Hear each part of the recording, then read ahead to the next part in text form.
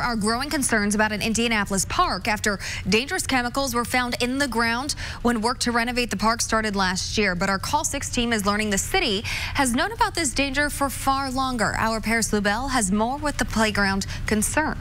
At Sandorf Park on Indy's near southeast side, this fencing blocks the entrance, and everywhere around the park, this old playground equipment was supposed to be replaced with new state-of-the-art play structures, outdoor exercise equipment, a zip line, and more. It was announced in April last year after the city got a grant to revitalize the park, and at the time they told us it would reopen in September. But September has come and gone, and the park is still closed. A lot of people were talking about it, excited, and they took up the playground that was there, fenced it up, and put park closed and never communicated nothing to anyone.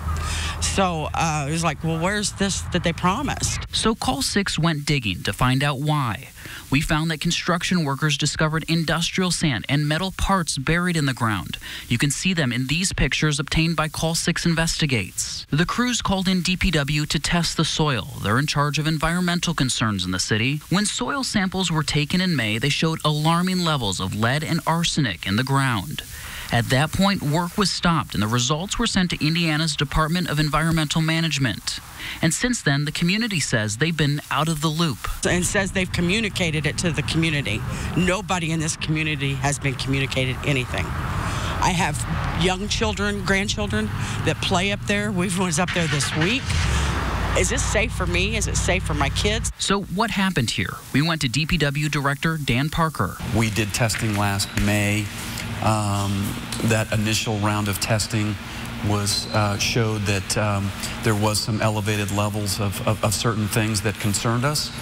We brought in the Marion County Health Department, the Indiana Department of Environmental Management. He tells us they had a community meeting back in December, but why did it take 7 months after those tests to have the meeting in the first place? We wanted to make sure that we got all of our testing done first before we brought everybody together, because you have a meeting and you don't have any answers. Well, that's when people are prone to say, oh my gosh. The city says there's no threat to the community around the park. It's simply the soil inside the park itself.